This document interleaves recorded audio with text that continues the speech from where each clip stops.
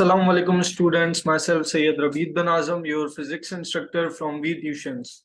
As you all know, V Tuition Pakistan का first free of cost learning platform है जहां आपको अपने सिलेबस के हिसाब से ना सिर्फ वीडियो लेक्चर्स बल्कि उनके रेलिवेंट नोट्स और इसके अलावा प्रेजेंटेशंस और क्विजेस भी बासानी मिल जाते हैं जिनको आप एक्सेस करने के लिए हमारी वेबसाइट www.vtuitions.com पे जाके फ्रीली साइन अप कर सकते हैं। और इसके अलावा आप जब क्विजेस वगैरह लेक्चर्स के बाद अटेम्प्ट करेंगे उससे आपकी एग्जाम्स की तैयारी में भी मदद मिलेगी।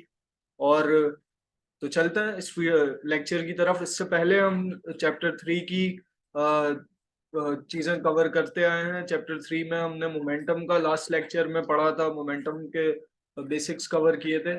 आज उसी की एक डेरिवेशन कवर करेंगे जो कि बहुत इंपॉर्टेंट है।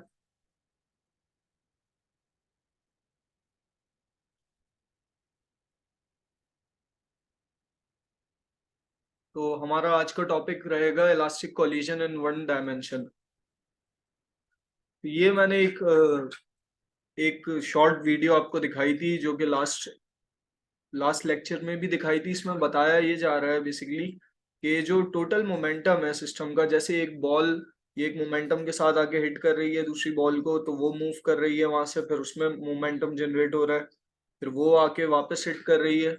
तो इससे बेसिकली पता ये चल रहा है कि जो टोटल मोमेंटम है पूरे सिस्टम का वो सेम रह रहा है। इससे फर्क नहीं पड़ रहा कि एक बॉल जब हिट कर रही है तो वो स्टॉप हो गई तो दूसरी बॉल में वो मोमेंटम कैरी हो रहा है। तो ओवरऑल जो टोटल मोमेंटम है वो कंजर्व रह रहा है। ये प्रूफ करता है law of conservation of momentum को, कि the total momentum of the system before the collision is equal to the total momentum of system after the collision. तो ये हमारी डेरिवेशन है जिसमें हमें ये दो बॉल्स दी गई हैं जो आपस में कोलाइड करती हैं।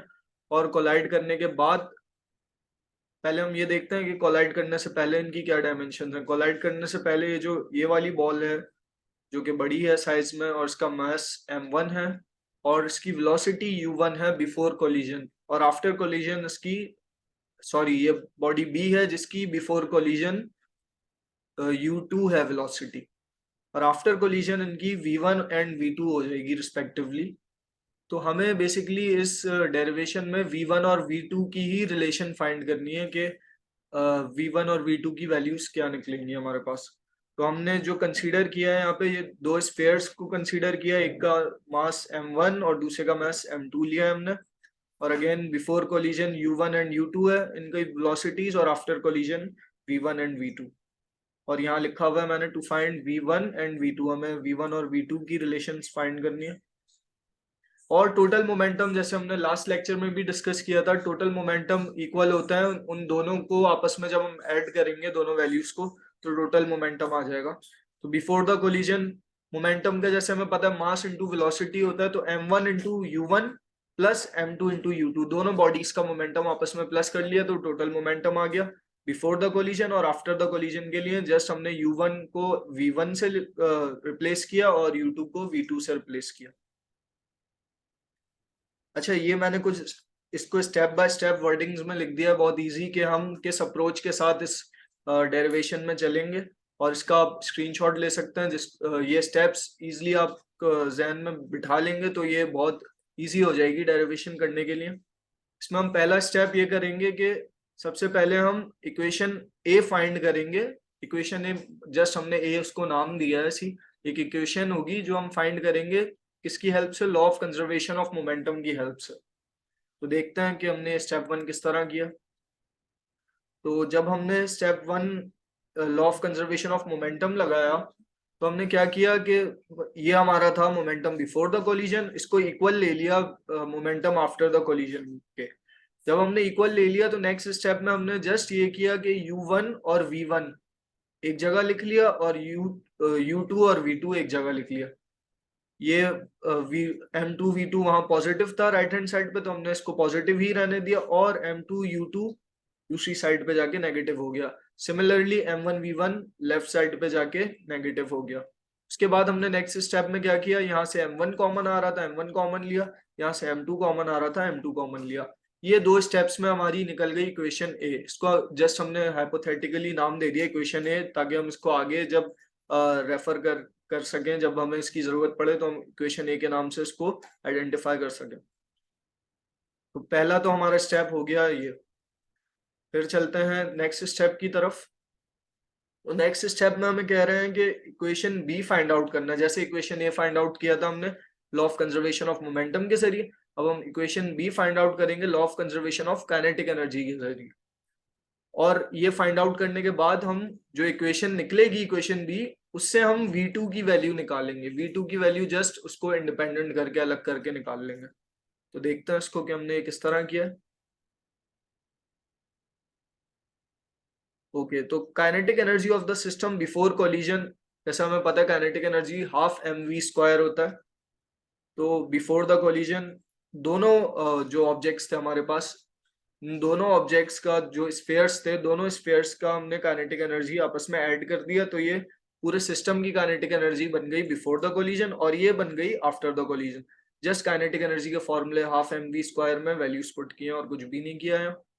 और law of conservation of kinetic energy बोलती है कि बिफोर द कोलिजन और आफ्टर द कोलिजन इक्वल रहेंगे। तो नेक्स्ट स्टेप में हमने बिल्कुल यही किया, इन दोनों को इक्वेट करके लिखा है। यहाँ जो मैंने राइट साइड पे डिफरेंट कलर से लिखा है, ये बेसिकली रेफरेंस के तौर पे लिखा है जो हम स्टेप्स परफॉर्म कर रहे हैं, ताकि आपको आसानी रहे। तो नेक्स्ट स्टेप में हमने क्या किया है यहाँ से देखते हैं।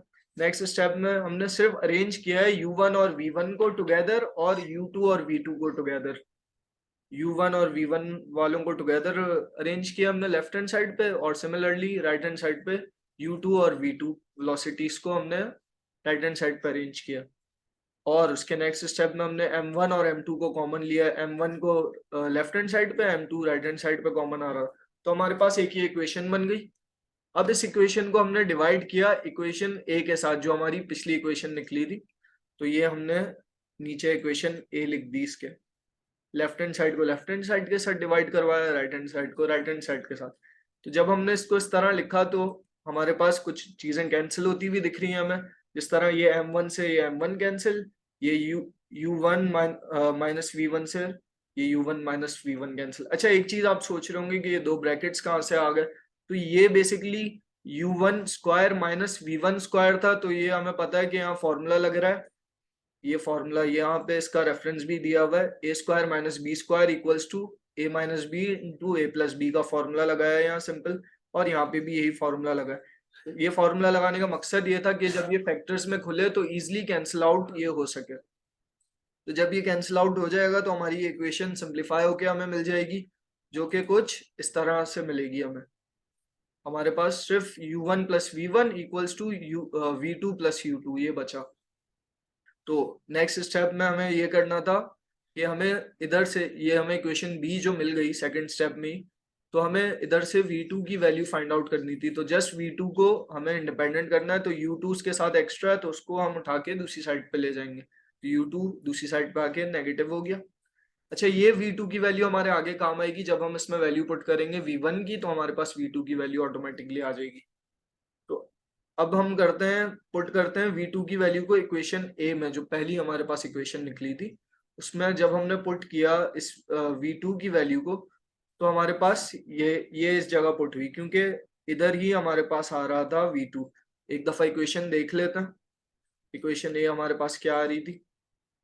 ये देखें इक्वेशन ए में V2 राइट हैंड साइड पे M2 bracket V2 minus U2 ये आ रहा था हमारे पास। तो हमने यहाँ इसको इस तरह पुट कर दिया। आई होप समझ आ गया होगा इजिली है। इसके बाद जस्ट हमने इसको मैथमेटिकल स्टेप्स किए हैं। ये M2 इससे मल्टीप्लाई हुआ, M2 U1 बन गया, फिर ये M2 V1 से मल्टीप्लाई हुआ, फिर ये M2 U2 से मल्टीप्लाई हुआ, फिर ये M2 अगेन इस U2 से मल्टीप्लाई हुआ। तो नेक्स्ट स्टेप में हमारे पास क्या हुआ यहाँ पे। अच्छा, यहाँ सिमिलरली जैसे यहाँ M2 सबके साथ मल्टीप्लाई हुआ, यहाँ M1 भी मल्टीप्लाई हुआ। तो अब हम सिर्फ इसको जस्ट अरेंज किया है इसके नेक्स्ट स्टेप में। इसको अरेंज करने से हमारे पास फायदा क्या हुआ, हमने इसको अरेंज किस तरह किया सबसे पहले तो ये देखते हैं। हमने यहाँ U वालों को, जो U वाली वेलोसिटीज हैं बिफोर द कोलिजन वाली वेलोसिटीज, उनको एक तरफ किया और आफ्टर द कोलिजन वाली को एक तरफ किया। और यहाँ आप सोच रहे होंगे कि 2M2U2 कैसे आया, तो यहाँ आप देख सकते हैं कि हमारे पास -m2u2 और एक और -m2u2 की वैल्यू है, तो माइनस माइनस प्लस और 1 + 1 2 हो गया। और ये पॉजिटिव इस तरह हुआ कि ये इक्वल्स टू के दूसरी साइड पे जब भी आपको साइन चेंज नजर आए नेक्स्ट स्टेप में, तो आपको फौरन से समझ जाना चाहिए कि ये या तो इक्वल्स टू के दूसरी साइड पे ही आया या फिर एडिशन सब्ट्रैक्शन की वजह से साइन में कोई चेंजेस आई हैं। तो उसके नेक्स्ट स्टेप में हमने क्या किया, यहाँ पे v1 को कॉमन लिया और यहाँ पे हमने अच्छा इसको हमने जस्ट उल्टा करके लिखा है। कैसे उल्टा करके लिखा है कि जस्ट ये जो इक्वल टू की राइट हैंड साइड थी वो हमने लेफ्ट हैंड साइड बना दिया और राइट हैंड साइड में हमने v1 कॉमन लिया, m1 + m2 बच गया हमारे पास। और अगेन इस साइड पे हमारे पास कॉमन आ रहा था u1, तो हमने u1 कॉमन लिया और अगेन m1 - m2 हमारे पास बच गया और ये 2m2u2 as it is he लिखा गया। हमें क्योंकि वैल्यू किसकी चाहिए थी, हमें उस पर फोकस करना है जिसकी वैल्यू हम निकालेंगे इस स्टेप में, वो है v1। तो v1 को हमें अकेला करना है। उसको अकेला करने के लिए सिंपली m1 + m2, क्योंकि ये v1 के साथ यहाँ मल्टीप्लाई हो रहा था तो इक्वल्स टू के दूसरी साइड पे जाके डिवाइड करवा दिया हमने। दोनों के साथ अलग अलग दो टर्म्स थी यहाँ पे, दोनों के साथ अलग अलग हमने डिवाइड करवा के ये हमारे पास v1 की एक रिलेशन बन गई। और ये रिलेशन हम यूज कर सकते हैं न्यूमेरिकल्स में भी और ये वैसे भी क्वेश्चन में आता है अक्सर। अब हमारे पास v1 तो निकल गई, तो v2 निकालना अब हमारे लिए आसान हो जाएगा क्योंकि हम v2 की ऑलरेडी एक इक्वेशन बना चुके थे। तो इस इक्वेशन में जब हमने पुट किया इसको वापस v2 के लिए जो हमने इक्वेशन बनाई थी, तो हम अगर देखें जब हम पुट कर चुके हैं इसकी वैल्यू, एक मिनट, इक्वेशन ए में जब हमने पुट की इसकी वैल्यू तो जस्ट यहाँ पे ये फॉर्म बन गई, हमने यहाँ इस जगह पुट की है वैल्यू।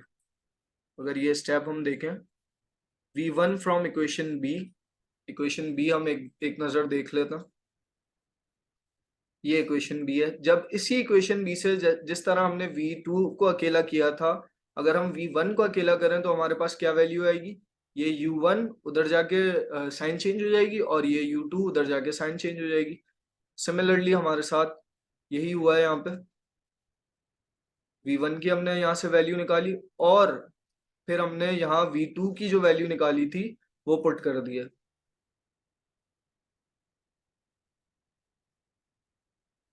तो उसके नेक्स्ट स्टेप में अब यहाँ से मैथमेटिकल स्टेप्स देखते हैं कि हमने क्या किया। जस्ट हमने यहाँ ब्रैकेट्स खोले और ये m1 इस u1 से अगेन मल्टीप्लाई हुआ और अंदर के भी सारे ब्रैकेट से सिंपल वही मल्टीप्लिकेशन हुई और उसके बाद अगेन प्लस माइनस ये 2m1u1 हो गया क्योंकि दो m1u1 आ रहे थे हमारे पास, एक ये। और इसी तरह बिल्कुल सिमिलरली हमने फिर इसको अरेंज करना शुरू किया यहाँ नीचे इस स्टेप में।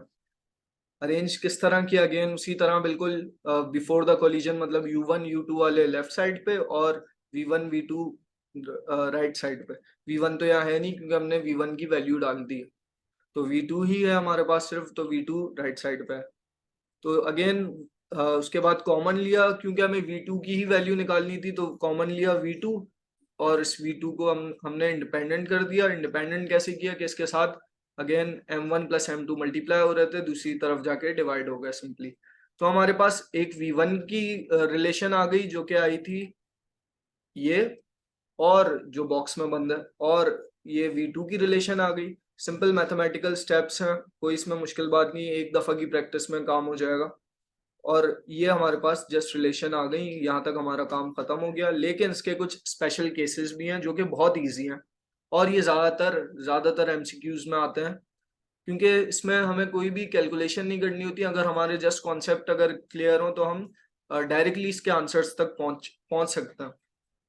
तो केस वन अगर हम देखें, केस वन में कह रहे हैं if the masses of two bodies are equal, दो जो बॉडीज हैं जो आपस में कोलाइड कर रही हैं उनके masses इक्वल हैं, मतलब m1 बराबर है m2 के, तो हमने उन दोनों को ही m के बराबर कंसीडर कर लिया। तो जो हमारे पास v1 और v2 की इक्वेशंस है ना, जहां हमारे पास m1 और m2 आ रहा था वहां हम अगर सिर्फ m डालें तो हमारे पास u2 और u1 ही बचेगा। कैसे बचेगा इसको एक नजर देख लेते हैं। ये हमारे पास थी v2 की इक्वेशन। तो अगर हम m1 की जगह भी m डाल दें और इस m1 की जगह भी और इस m2 की जगह भी m डाल दें, तो ये पूरी टर्म हो जाएगी 1 के बराबर, क्योंकि 2m upon 2m cancel out हो जाएगा, यहाँ बचेगा हमारे पास u1, और ये पूरी टर्म हो जाएगी 0 के बराबर, क्योंकि m माइनस m 0 के बराबर हो जाएगा, और ये पूरी टर्म इससे मल्टीप्लाई हो रही है, तो 0 multiply by anything equals to 0। तो यहाँ हमारे पास v2 का आंसर क्या आ जाएगा, u1। तो देखते हैं हमारा जो स्पेशल केस है उसमें v2 का आंसर आया u1। सिमिलर काम होगा v1 के साथ, उसका आंसर आ जाएगा u2। इसमें कोई ऐसी मुश्किल कॉन्सेप्ट नहीं है, जस्ट हमें इसमें कंडीशंस याद रखनी है कि ये कंडीशन, ये जो ब्रैकेट लिखे हुए हैं, ये ब्रैकेट और केस 2 के ये जो ब्रैकेट है ये बहुत इंपॉर्टेंट है। जस्ट इसकी वैल्यू को उन इक्वेशंस में हमें पुट करके वैल्यू निकल जाएगी इजिली। केस 2 में हम देखते हैं if body B is initially at rest, body B rest में है। बॉडी बी जब रेस्ट में है तो u2 जो वेलोसिटी है बॉडी बी की बिफोर द कोलिजन, वो 0 के बराबर होगी ऑब्वियसली। तो u2 की वैल्यू जस्ट हमने 0 0 पुट की, तो हमारे पास ये कंडीशन बन गई। और फर्दर अगर हम केस 2 में भी ये कंडीशन अप्लाई कर दें कि m1 और m2 बराबर हैं, तो हमने उनको भी जब m के बराबर लिया, और अच्छा केस 2 और केस 1 की इस कंडीशन में फर्क है थोड़ा। केस 2 में क्योंकि हमें एक और भी कंडीशन दी हुई है कि बॉडी बी रेस्ट पे है, तो हमारा जो v1 की वैल्यू आएगी वो 0 के बराबर आएगी, और v2 की वैल्यू u1 के बराबर आएगी। एमसीक्यूज में इस तरह आ सकता है कि ये जो दो कंडीशंस हैं, आपको जस्ट ये दो कंडीशंस दे देंगे और बोलेंगे कि v1 की वैल्यू क्या आएगी, या velocity of body 1 after the collision इसकी वैल्यू किसके बराबर, और ऑप्शंस आपको दे दें 1 2 3 या 0, तो इसका आंसर होगा 0। एमसीक्यूज के लिए बहुत इंपॉर्टेंट है ये पार्ट।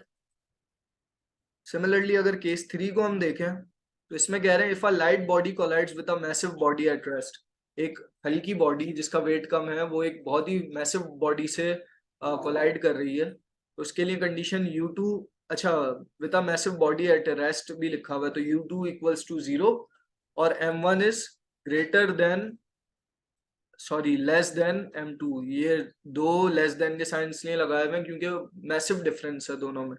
तो जब इतना ज्यादा मैसिव डिफरेंस होगा तो हम m1 को, यहाँ जो मैस 1 है उसको निग्लेक्ट कर देंगे क्योंकि वो टू स्मॉल है, बहुत स्मॉल है। तो जब हमने उसके मैस को निग्लेक्ट कर दिया तो यहाँ पे हमारे पास जो कंडीशन बन जाएगी वो बन जाएगी v1 और v2 इक्वल आएगा, v1 माइनस u1 के इक्वल आएगा और v2 0 के इक्वल आएगा। इंपॉर्टेंट यहाँ ये कंडीशन है, ये स्टेटमेंट है, और ये फाइनल रिजल्ट है। बहुत एमसीक्यूज में आ सकते हैं ये। और अगेन इसी की तरह केस 4 है बिल्कुल। इसमें कह रहे हैं if a very massive body collides with a light body at rest, पहले बोला था when a light body collides with a massive body at rest, यहाँ उसको उलट कर दिया है इन्होंने। अब यहाँ लाइट बॉडी रेस्ट पर है, जब लाइट बॉडी रेस्ट पे होगी तो डिफरेंस क्या आएगा, v1 में सिर्फ इतना डिफरेंस आएगा कि डायरेक्शन चेंज होगी इनकी। यहाँ माइनस u1 था और यहाँ पॉजिटिव u1 हो जाएगा v1। और v2 में क्या डिफरेंस आएगा, v2 में यहाँ 2u1 हो जाएगा, मतलब 2 टाइम्स u1। जस्ट सिंपल है, कोई इसमें इतना परेशानी वाली बात नहीं है। उम्मीद है कि ये कॉन्सेप्ट्स समझ आए होंगे आप लोगों को। जितना इजी हो सकता था इसको बना के और लिख के पेश किया गया है। और इसके अलावा ये इसके हैंड रिटन नोट्स भी बहुत इजीली लिखे हुए वो आपको मिल जाएंगे। तो अगर आपको लेक्चर पसंद आया, जो कि मुझे उम्मीद है कि पसंद आया होगा, तो हमारा यूट्यूब चैनल सब्सक्राइब करें। और अगर अभी भी कोई क्वेरीज हो आपकी या कोई सजेशन हो तो उसके लिए हमारी व्हाट्सएप कम्युनिटी पे हमें रीच आउट कर सकते हैं। उसके अलावा और दूसरे सोशल मीडिया प्लेटफॉर्म्स पे भी हमें फॉलो कर सकते हैं और हमारी वेबसाइट पे जाके साइन इन कर सकते हैं। Thanks for watching. इंशाल्लाह नेक्स्ट वीडियो में हम इस चैप्टर के जो प्रॉब्लम्स हैं, न्यूमेरिकल्स हैं और पास्ट पेपर के क्वेश्चंस वगैरह हैं उनको डिस्कस करेंगे। तब तक के लिए अल्लाह हाफिज।